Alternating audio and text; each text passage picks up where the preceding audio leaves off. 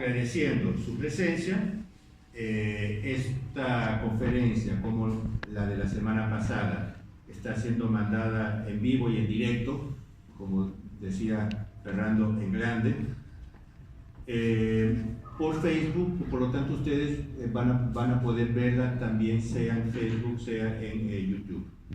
Ahora, vamos a hablar de reforma agraria. Es evidente que podría existir una reforma agraria perfectamente en armonía con la ley natural, con la ley divina, con las tradiciones de un país, una reforma agraria que tenga como finalidad promover el agro. En ese caso sería mejor, digo yo, no llamarla reforma agraria, sino tal vez política agraria o política de fomento agrario. Pero hay otra reforma agraria izquierdista, revolucionaria, malsana. Es de esa reforma agraria que vamos a hablar. Y es por eso que, sea en este libro, sea en este texto que hice, que después, si alguien lo quiere, se lo puedo incluso dar, pongo siempre reforma agraria con R y A mayúsculas, para decir que estamos hablando no de cualquier política agraria, sino de la reforma agraria socialista y confiscatoria. Enemiga de la propiedad privada y, como vamos a ver, enemiga también de la familia, que es íntimamente unida a la propiedad privada. En el Perú hubieron varios antecedentes a la reforma agraria. Por ejemplo, en 1958, Pedro Beltrán Espantoso era primer ministro y ministro de Hacienda. Encabezó una comisión para la reforma agraria, pero no se trataba tanto de expropiar, sino de fomentar la colonización de otras tierras. Pero esta es triste, ya se le llamó Ley de Reforma Agraria. Por lo tanto, se lanzó el tema, el término, la expresión, y se abrió la caja de Pandora. En el 63, se recuerda la Junta Militar, presidida primero por el general Pérez Godoy, después él se retiró, que se entró en retiro y asumió Lindley, pero nunca ocupó el palacio presidencial. Él gobernaba desde el Ministerio de Defensa. Esa Junta Militar, con todo que había sido hecha para evitar una victoria electoral del APRA, que en esa época defendía la reforma agraria, esa Junta Militar promulgó, estoy hablando de 63, la ley de reforma, la ley de base para la reforma agraria, y creó el IRA, Instituto de Reforma Agraria y Colonización. Era una ley específica, porque un año antes, en 62, en el Valle de la Convención, Cusco, campesinos, soliviantados por grupos izquierdistas, por sindicatos y todo esto, habían ocupado fondos. Entonces, para resolver una situación local de la Convención, se hizo toda una ley. Y esto también es muy típico. Vean cómo son las cosas. Primero se lanza la expresión y todo el mundo comienza a hablar de reforma agraria. Pocos años más tarde se hace una reforma agraria perfectamente localizada para el Valle de la Convención, pero ya estaba lanzada. De ahí vino Fernando Belaúnde, que él hizo sí la primera ley de reforma agraria, que si bien excluyó las grandes propiedades de la costa, ya era una ley claramente socialista y confiscatoria. Yo recuerdo 2 o 3 años atrás, cuando presentamos el libro de la teología de la liberación, hablé mucho contra Velasco. Al final, una persona se levantó y dice: mire, hay que decir que todo comenzó con Belaúnde, que ya comenzó a abrir las compuertas. como buen demócrata cristiano, no era del partido demócrata cristiano, pero toda la mentalidad y el programa del gobierno era muy parecido con el de Eduardo Frei en Chile, que fue el que comenzó las reformas que después Allende continuaría. Y llegamos al gran golpe, que todo el mundo recuerda, 3 de octubre del 68, el golpe militar presidido por Juan Velasco Alvarado, que instituye el gobierno revolucionario de las Fuerzas Armadas. Ese es el nombre que se dieron, y ya en el primer discurso Velasco dijo: somos de orientación socialista y nacionalista.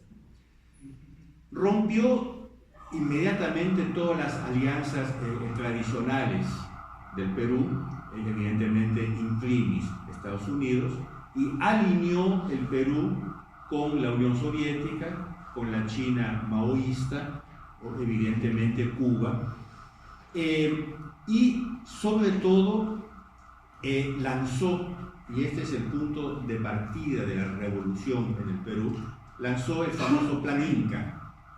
No sé si se acuerdan del Plan Inca, que había sido muy meticulosamente preparado, y es por eso que a mí me tinca que ese golpe ya venía siendo preparado en ciertos ambientes intelectuales de ultra izquierda desde mucho antes, porque el gobierno presentó, no recuerdo cuándo, pero pocos meses después, todo un plan perfectamente estructurado, el famoso Plan Inca. Y ese Plan Inca buscaba subvertir el Perú en profundidad, transformándolo en un país virtualmente comunista.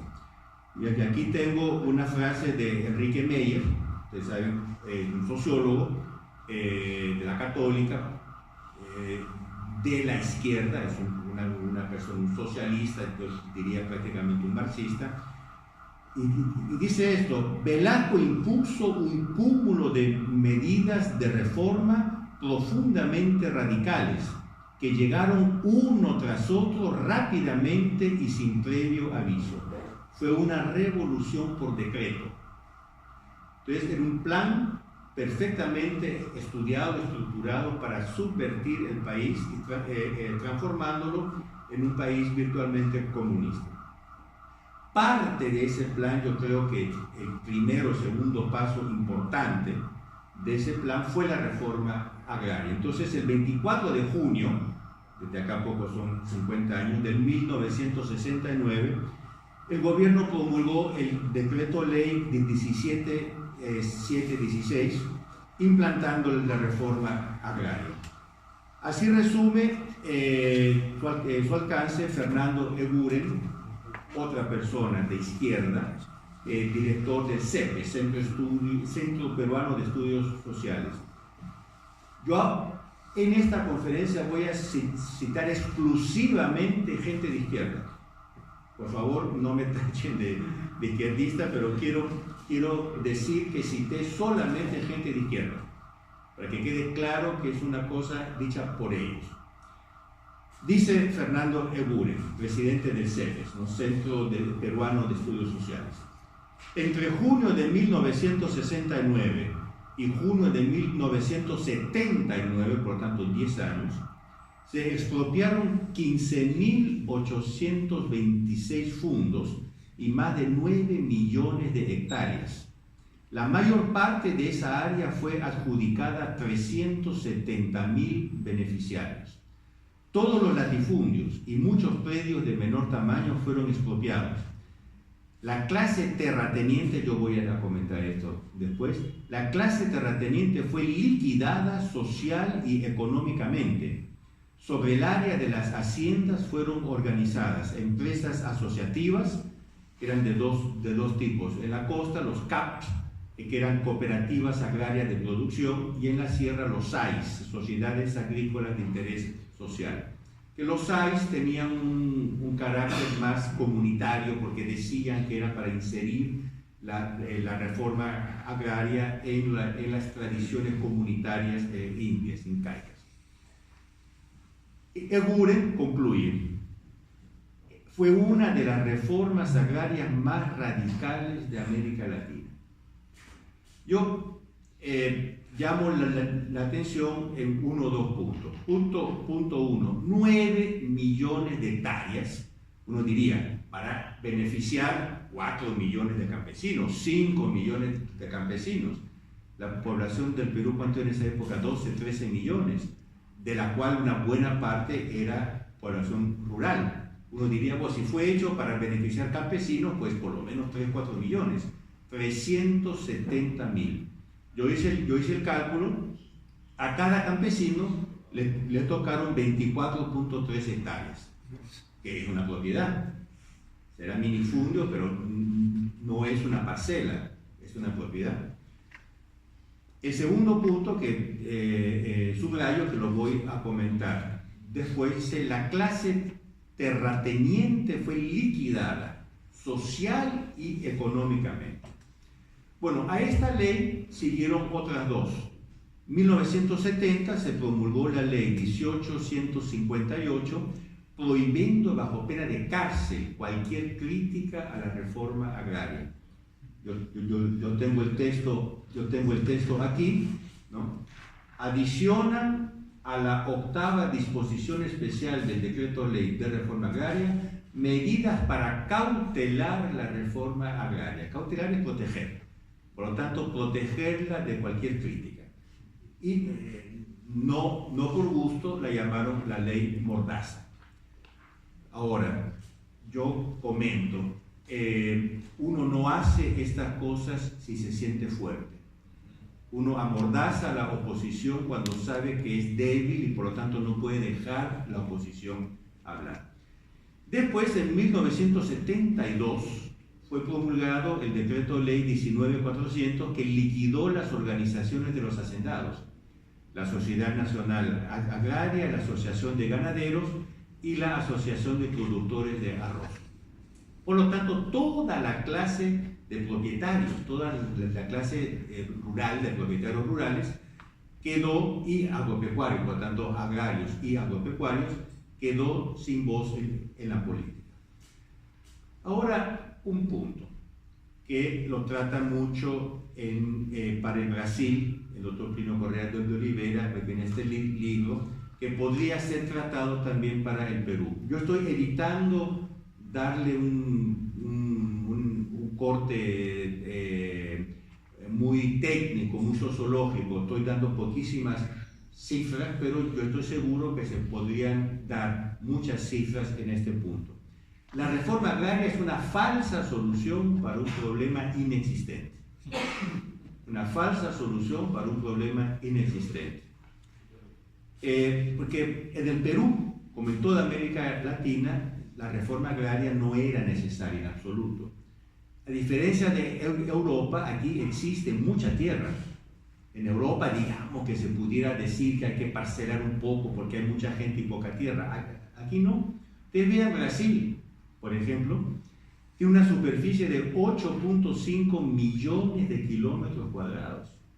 Quiere decir 850 millones de hectáreas. No sé si consiguen imaginar. De las cuales 42% hoy vírgenes, con usucapión de 2 años. Es decir, cualquier hijo de vecino puede ir cerca una propiedad hasta de 15.000, 20.000 hectáreas tranquilamente y en 2 años es propietario. Bueno, los estudios muestran que con el sistema de propiedad privada y de libre iniciativa se pueden alcanzar índices de productividad altísimos. De hecho, en Brasil, la región más dinámica económicamente hablando hoy en día es la Amazonía. Ahora, yo pregunto, repito, no soy técnico, por lo tanto no sabría dar datos científicos, pero pregunto, copiando las técnicas, por ejemplo, que Brasil está utilizando en su Amazonía, que ha permitido que la Amazonía brasileña sea la región económicamente más dinámica, la que más está creciendo, etcétera, etcétera, el llamado agronegocio, por ejemplo. ¿No es que el Perú pueda hacer una cosa similar en su Amazonía? Es evidente. Sin hablar de nuestra costa, que se podrían implementar proyectos de irrigación desértica como los hay en California, en Israel y en otros países. Por lo tanto, en Perú no hay falta de tierras. En Brasil había este dicho, el problema era o João sin tierra, Juan sin tierra. El doctor Plinio replicó, no, el problema es la tierra sin Juan. ¿No? Ahora, paso a otro punto, y aquí también voy a citar toda una serie de gente estrictamente de izquierda. Hay centenas o miles de estudios científicos que muestran el total fracaso de la reforma agraria, no solo en Perú, sino en todo el mundo.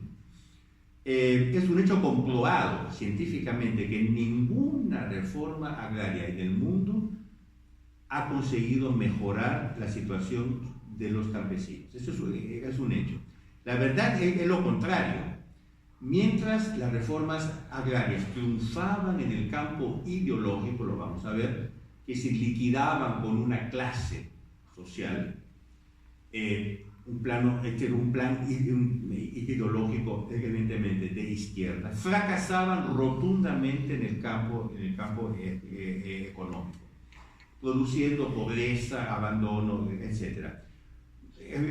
Por ejemplo, escribe Antonio Zapata, un hombre de izquierda, hablando del Perú, ¿no? Si 40 años después la reforma agraria es todavía muy ambigua. Él es socialista, ¿no? Marxista. Entonces, claro, no puede decir solamente fue un fracaso. Comienza poniendo un poquito de peros.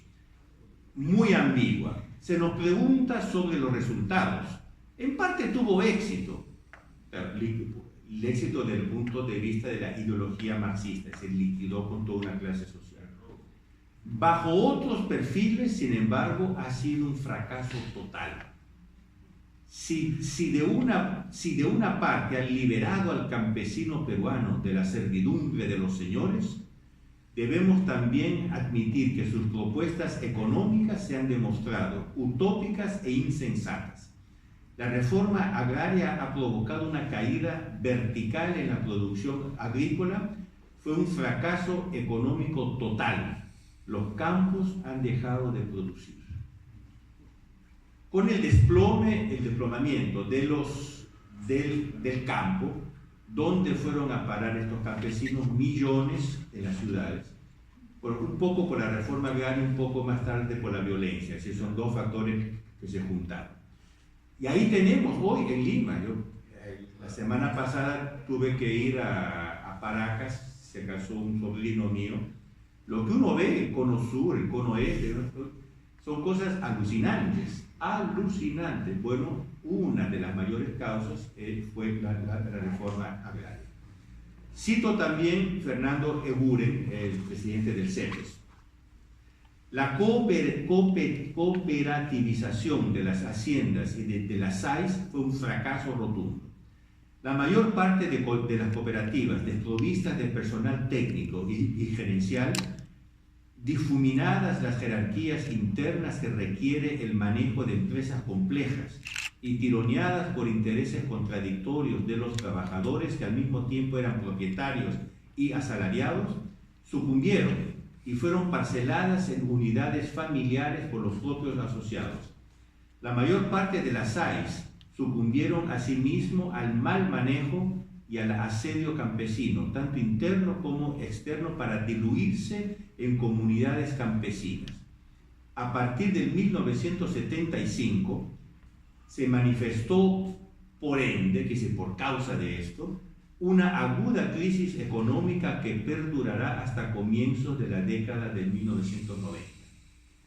Yo pregunto, ¿qué cosa pasó en la década de los 90 que comenzó a revertir este proceso? Él no lo dice, pero todos lo sabemos. La nueva constitución, etcétera, etcétera. Se tomaron otros rumbos. Exactamente. Yo acabo con esta citación, un estudio exhaustivo hecha en el 1980 por el Instituto de Estudios Peruanos de Orientación Marxista, y por lo tanto nada es sospechoso de parcialidad, dice: 10 años después el programa de reforma agraria ya estaba paralizado. Ellos mismos. El 68% de las cooperativas rurales se habían disuelto. En las que aún funcionaban, el 78% mostraba graves problemas estructurales. El 47% no llevaba ni siquiera una contabilidad. Es un estudio de 1980, se llama José Matos Mar y José Manuel Mejía, la reforma agraria en el Perú. No, yo estoy citando solo gente mala, estoy citando solo gente mala para que no me digan que estoy citando... Lo dicen. Lo admiten. La reforma agraria en el Perú, Instituto de Estudios Peruanos, Lima, 1980. Dice, las cooperativas, me perdí. Las cooperativas agrarias, de las cuales, dado su grande, las cooperativas de producción de azúcar, de los ingenios de azúcar, de los cuales, dado su gran desarrollo antes de la reforma agraria, se esperaban resultados positivos, vieron en cambio sus balances desplomarse. 1.659 millones de dólares de déficit en el 76, 2.758 millones en el 77, hasta superar los 3.000 millones en el 78. En suma, una catástrofe. Dicho por Matos Mar y Mejía. Ahora, hay otro texto también, y con este ya en la parte de Perú, en el 2009, ¿no? En ocasión de los 40 años de la reforma agraria, el Instituto Peruano de Economía publicó el estudio Consecuencias Económicas de la Revolución de Velázquez. Y tiene un capítulo que se llama La reforma agraria, un amargo balance. Y estos son economistas, por lo tanto no es todo gente mala, la que estoy citando. Afirma: los resultados económicos de la reforma agraria fueron en extremo negativos.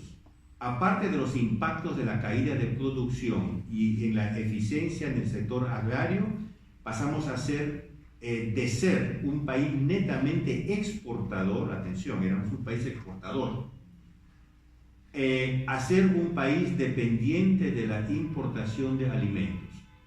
Aparte de eso, hubo un nefasto impacto en la formalidad. Cito rápidamente Brasil. ¿Por qué? El Brasil hizo la mayor reforma agraria del mundo. En el 2012, el presidente del INCRA, Instituto Nacional de Colonización y Reforma Agraria, un tal Francisco Graciano Neto, por lo tanto, el responsable de la reforma agraria, dice, comillas: el Brasil ha hecho la mayor reforma agraria del mundo. Dicho sin vueltas de palabras, la reforma agraria se configura como el peor fracaso de la política pública de nuestro país. El peor fracaso, dicho por el responsable, por el presidente del INCRA, el mayor fracaso de la política pública de nuestro país. Con algunas excepciones aisladas, todos los asentamientos, ellos llamaban las cooperativas asentamientos, y los campesinos eran asentados, no eran propietarios, eran asentados. Entonces, estas cooperativas en Brasil se llaman hasta hoy asentamientos. Entonces, con algunas excepciones aisladas, todos los asentamientos se convirtieron en verdaderas y auténticas favelas rurales.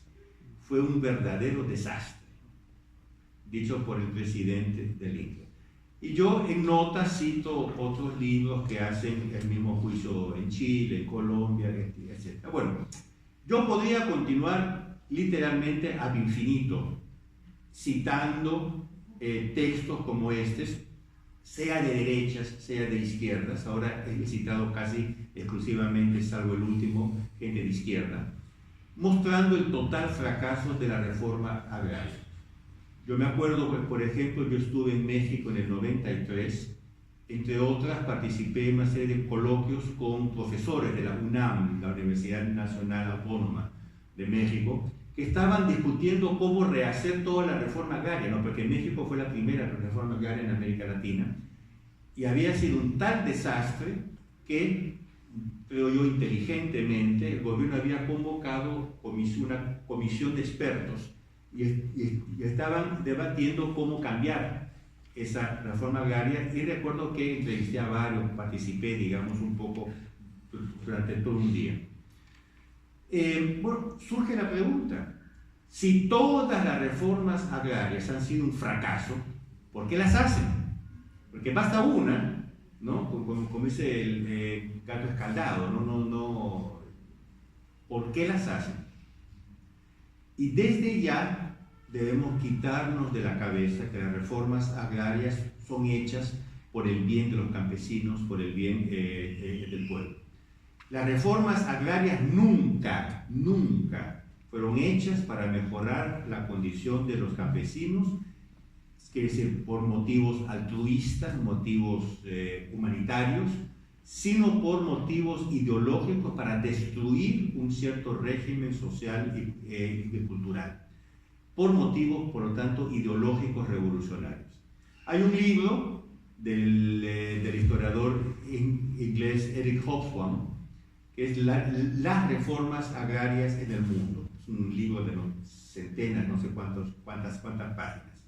Muy sinceramente, yo no lo leí todo. Yo leí el prólogo que explica la impostación y leí la conclusión, porque ya ahí saco el jugo del libro. Que todo el resto son análisis de todas las reformas agrarias, la de Mao, la de Lenin, etc. Y él dice, para los revolucionarios, los argumentos a favor de la reforma agraria eran siempre políticos, ideológicos, y solo en rarísimos casos económicos. El argumento más poderoso a favor de la reforma agraria no se fundaba sobre la productividad, sino sobre la igualdad. Es decir, la reforma agraria hecha por motivos ideológicos, no motivos humanitarios. Opinión compartida por Jacques Chonchol, no sé si han oído hablar de él, era el brazo derecho de Allende, ministro de Agricultura de Salvador Allende, y uno de los grandes ideólogos de la reforma agraria. Él dice, indudablemente, el objetivo fundamental de la reforma agraria es acabar con el sistema de servidumbre en que han vivido durante generaciones los campesinos. No es un objetivo productivo, sino social. Ahora, el propio Karl Marx, y cito aquí el libro de él que lo dice, él ponía la reforma agraria como paso previo e indispensable para establecer el comunismo. Vean cómo son las cosas. ¿Por qué? Porque la reforma agraria rompe, quiebra, destruye, lo vamos a ver un poco mejor después, la sociedad que ellos llaman de feudal, que hay que destruirla, si no el comunismo no puede entrar en un país. En otras palabras, para sus promotores, la reforma agraria se justifica exclusivamente por un motivo ideológico. Hay la famosa frase muy fea del presidente venezolano Rómulo Betancourt, que hizo la reforma agraria en el 60, y dijo, la reforma agraria es para imponer el socialismo con la táctica de la vaselina. Quiere decir, poco a poco, ¿no? Pero ellos tienen muy claro eso, muy claro. Ahora, yo hago un comentario sobre los factores pasionales, que Pino Correa de Olivera llama los factores tendenciales. Cabe recordar esto, no se hace una revolución sin un clima revolucionario. Es muy importante esto. nunca se ha hecho una revolución en la calma, en la tranquilidad de un café. Tiene que haber un clima revolucionario hecho de pasiones descarriladas, de un ambiente de nerviosismo, un ambiente de ritmo. Y yo creo, y el profesor Pino Correa de Olivera decía, yo estoy totalísimamente de acuerdo con él, el aspecto más siniestro de la dictadura de Velasco Alvarado fue este clima de odio, de lucha de clases, de racismo, porque es racismo contra los terratenientes, etcétera, que se implantó. ¿Recuerdan esos mimos que estaban por las plazas, la Plaza San Martín, etcétera? No sé por qué yo me acuerdo hasta el nombre de uno de ellos, Jorge Acuña, que escribían en el piso: con picos y palas romperemos las cadenas y con los huesos de los ricos haremos sendas quenas. ¿Se acuerdan el Sinamos? Con esas marchas, con Tupac Amaru, que no tenía nada que ver con la reforma agraria, pero bueno. Pero reescribieron la historia de Tupac Amaru para poner a Velasco como el nuevo. Exactamente. Como Che Guevara era homofóbico. Totalmente. Y ahora marcha con él. Totalmente. Y que a favor de la guerra, y los pacifistas lo usan, ¿no? Pero ¿se acuerdan del logo que usaban para la reforma agraria, que era de Tupac Amaru, pero así, ¿no? Entonces, Velasco Alvarado, ¿cuántas veces dijo: patrón, campesino, el patrón no comerá más del sudor de tu frente? Era un clima de odio, era un clima pasional. Las tierras para ti. Pero dicho no como un estudio científico, no hay que dar la tierra que lo trabaja, la tierra para que la trabaja. Es el aspecto pasional de las revoluciones.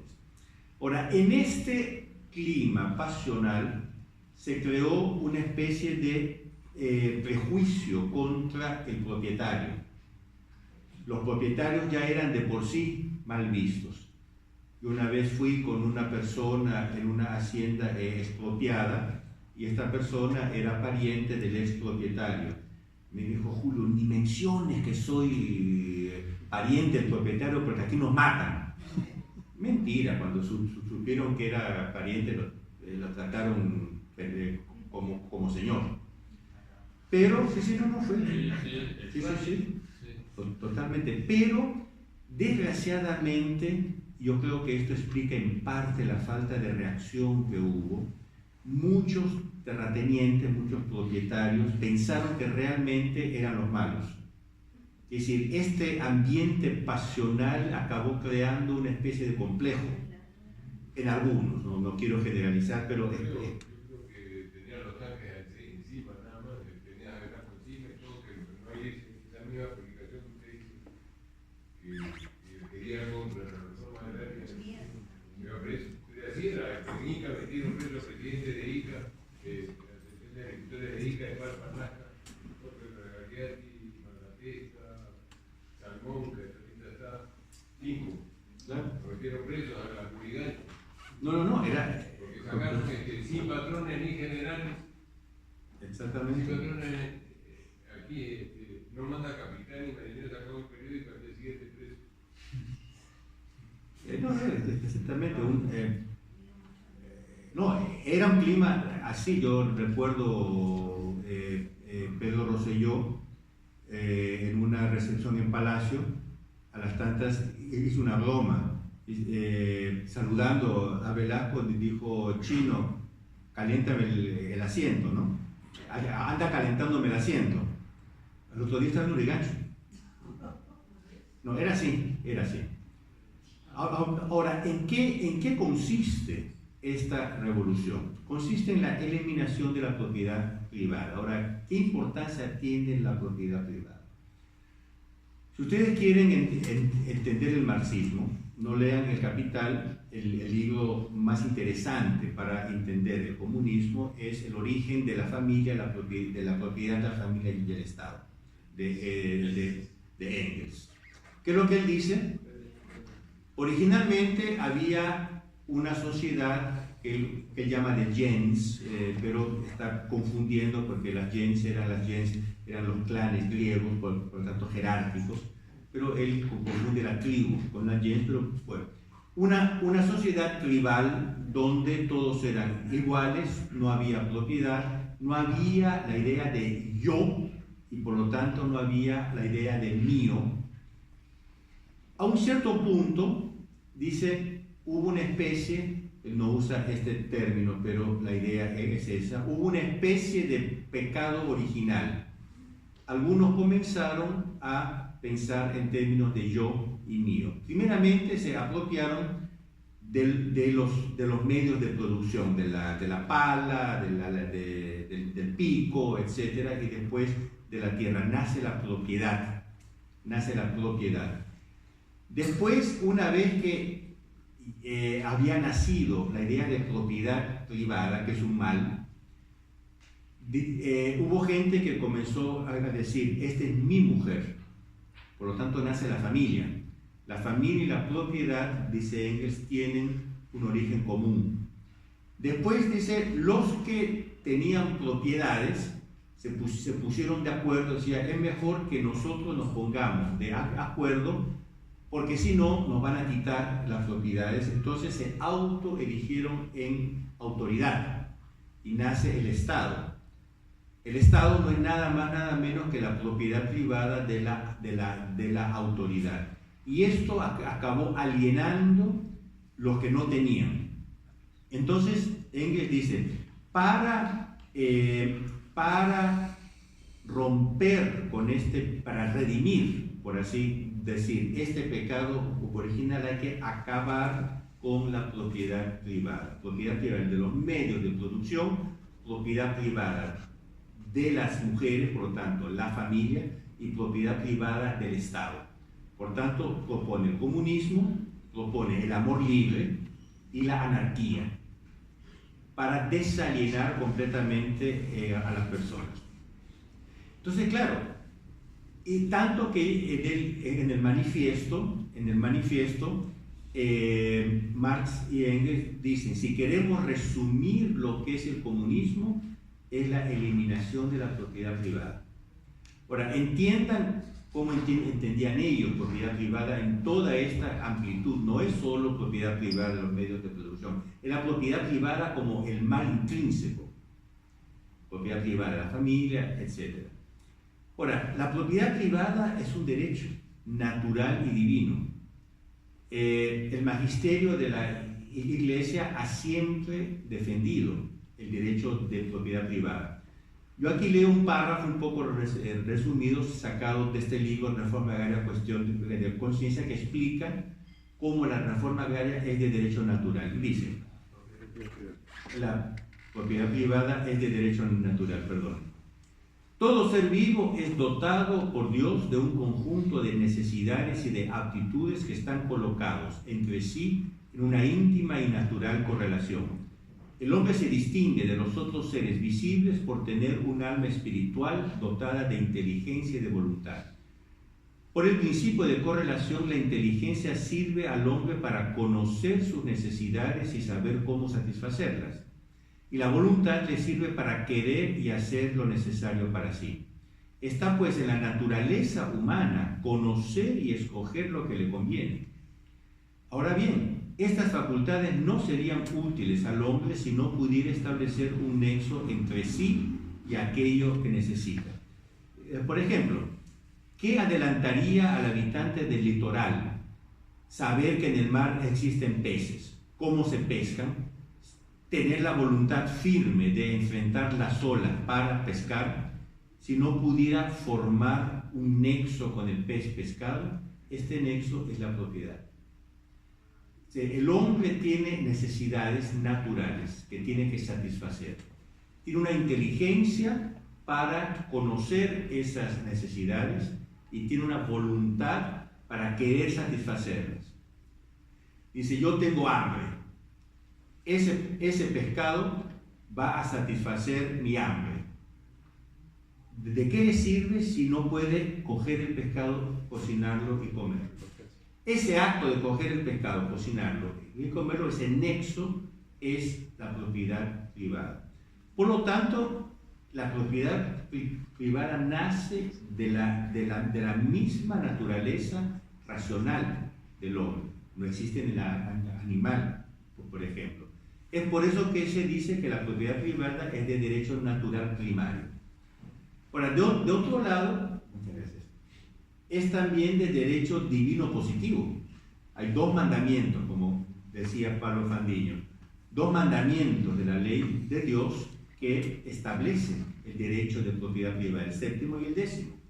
Cuando dicen que tiene que ver la propiedad con la religión, bueno, Dios ha usado 20% del espacio disponible, por así decir, de los mandamientos para defender la propiedad. La quinta parte de los eso es incontrovertible. Ahora, hace parte del magisterio de la Iglesia la propiedad privada. Yo cito solo una citación, porque hay literalmente miles de miles. Pío XI dice: la propia naturaleza exige la repartición de los bienes en dominios particulares, precisamente a fin que las cosas creadas sirvan al bien común de modo ordenado y constante. ¿Qué es esto? Los bienes fueron creados por Dios para el bien de todos, es lo que se llama la destinación universal de los bienes. Ahora, ¿a qué sirve esta destinación universal de los bienes si las personas no se pueden apropiar? Por ejemplo, el aire es de todos.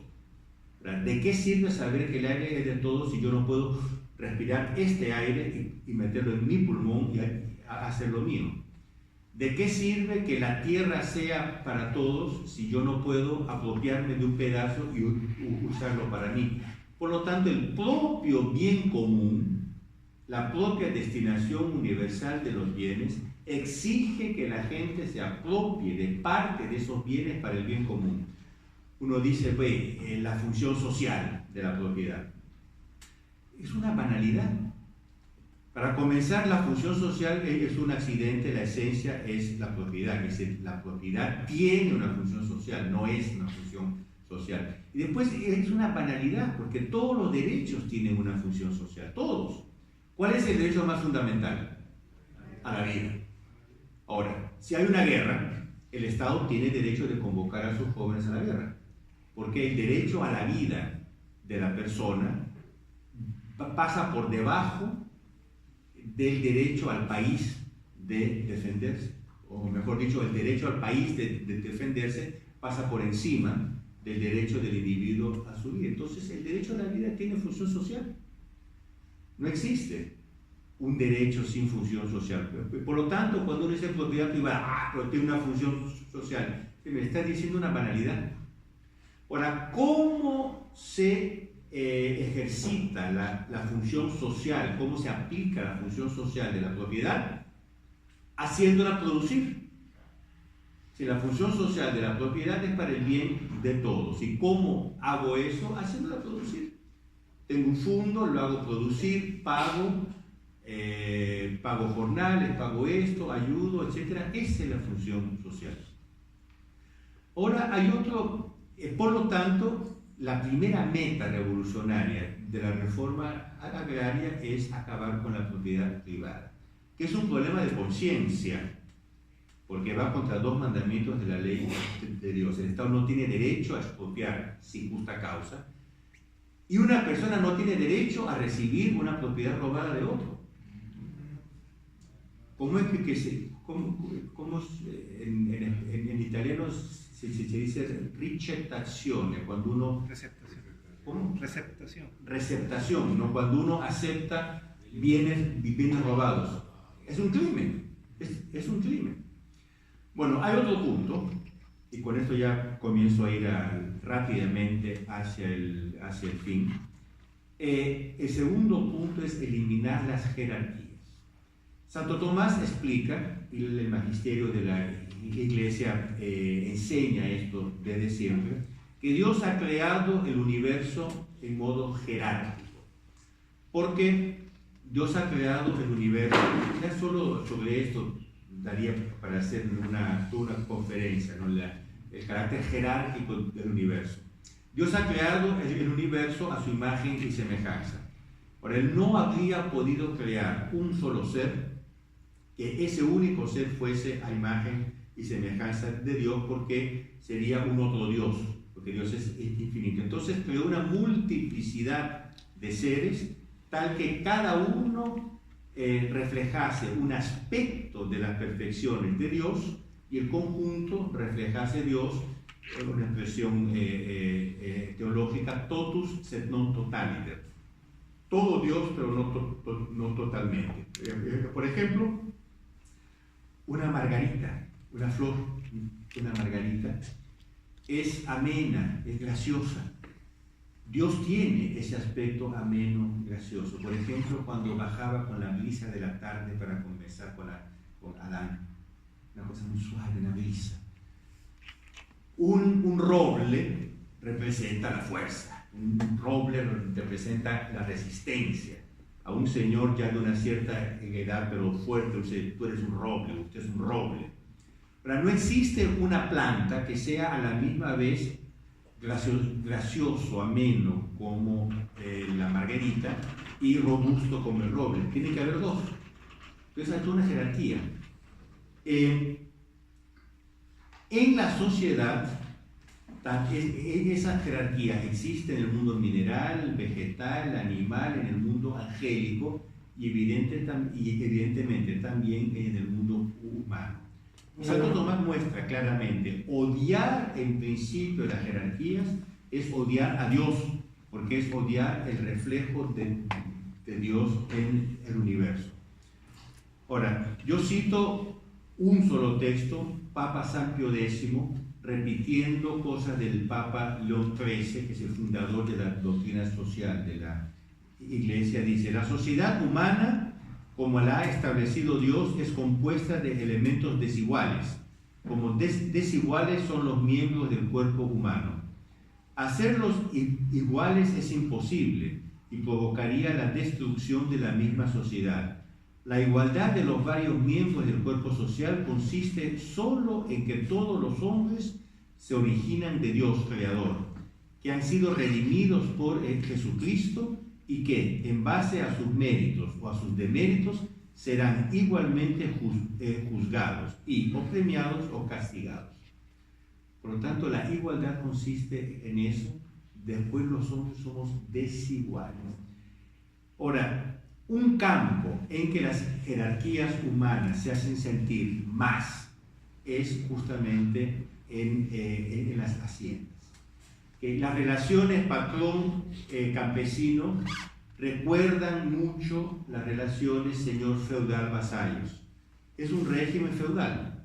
No hay el vasallaje, no hay el pacto feudal, pero de sí mismo es un régimen feudal. Y por cuanto los comunistas odien el capitalismo, odien la distinción entre el propietario y proletario, odian 1000 veces más el orden feudal. Tanto que Engels defendía el capitalismo en el 1800. Defendía el capitalismo porque decía, aquí tengo la cita, este capitalismo va a destruir el sistema feudal que es necesario para poder después dar el paso hacia el socialismo. Y dice, así pues, dice Engels, así pues, proseguid con ánimo vuestra lucha, excelentísimos señores del capital. Hoy por hoy nos hacéis falta, precisamos de vuestro dominio. Los comunistas precisan del dominio de estos capitalistas. Habéis de retirar de nuestro camino los restos del medioevo y de la monarquía absoluta. Bueno, de ahí sigue. La reforma agraria es hecha para destruir este orden que todavía recuerda el orden feudal. Por lo tanto, es una razón estrictamente ideológica. Ahora, yo acabo, que parece que hay después una segunda parte, ¿no? Yo acabo diciendo, hoy por hoy, ¿cómo estamos? El 24 de junio se cumplen 50 años de la reforma agraria. El 18 de julio del 83, por la ley 23654, Fernando Belaúnde derogó la reforma agraria, que empero continuó a ser válida porque estaba en la Constitución. Recuerdan que cuando convocaron elecciones en el 78 para elegir la Asamblea Constituyente, impusieron los militares, Morales Bermúdez, impusieron que lo que habían dado ellos como decreto ley fuese incorporado en la Constitución. Dicho sea de paso, yo considero que una Constitución perfectamente inválida, porque la característica esencial de una Asamblea Constituyente es que tiene que ser soberana, que la Constitución es la ley suprema a la luz de la cual se tienen que interpretar todas las otras leyes. Para ser suprema tiene que ser emanada por un órgano soberano. Ahora, cuando una asamblea está condicionada, no es soberana. Y por lo tanto, en mi juicio, creo que compartido por muchos, fue una constitución perfectamente ilegítima. Tanto que Fernando Belaúnde, con su partido, no participó de las elecciones para la constituyente, porque dijo, el gobierno quiere parametrar, esa fue la palabra que usó, la Constitución. Ahora, con gran sufrimiento, esta Constitución fue derogada, fue cambiada. Ustedes saben la historia mucho mejor que yo, porque yo me encontraba fuera del Perú en esa época.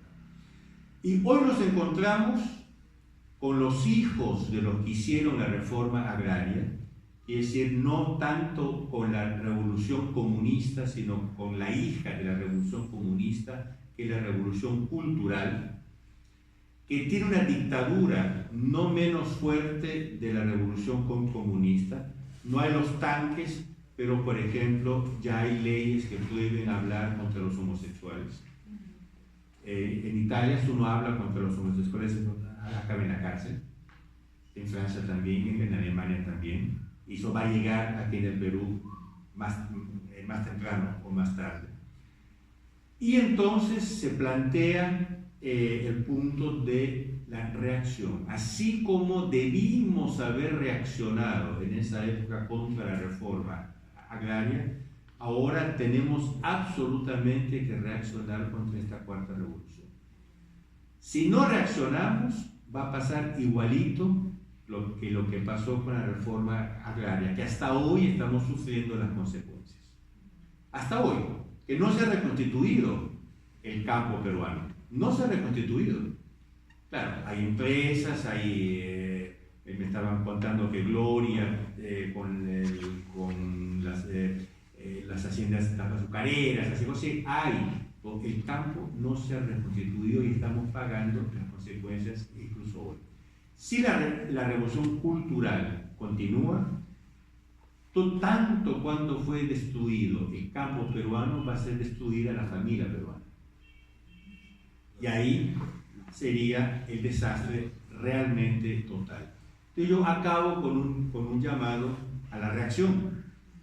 Nosotros éramos jóvenes, éramos adolescentes, en esa época no nos fue posible reaccionar contra la reforma agraria, pero por ejemplo ya reaccionamos contra la expropiación de los bancos. Este es el manifiesto que fue publicado por la TFP, perdón, está aquí.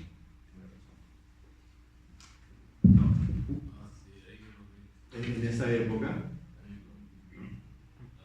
fue firmada incluso por Monseñor Azamor, obispo de Tacna, y separó la expropiación de los bancos en la época de Alan García. Por tanto, se pueden parar las cosas si hay una reacción educada, etc., pero sí. Concluyo con este llamado a la reacción contra la revolución cultural y de mi parte he acabado. Les agradezco por su atención y después, bueno, cualquier pregunta, cualquier explicación la podemos ver después. Muchas gracias.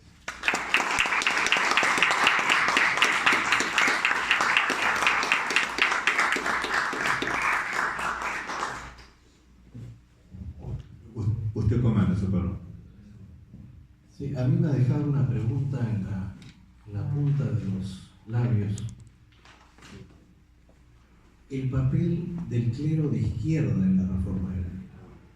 Creo que alguna palabrita habría que decir. Y sobre un tema, don Julio ha sido muy humilde de no tratar el tema sobre el cual él ha escrito uno de los libros que hoy día es el libro base en el mundo entero, porque ya su obra ha sido traducida a varias lenguas, sobre quien quiere entender lo que es la teología de la liberación. Salvavidas de plomo para los pobres. Es el título de la obra de don Julio. Pero, ¿cuál fue el papel de esa izquierda católica en la preparación, en el clima previo a la reforma agraria y durante la reforma agraria? Yo me acuerdo, yo estaba en Colombia en el 76, estuve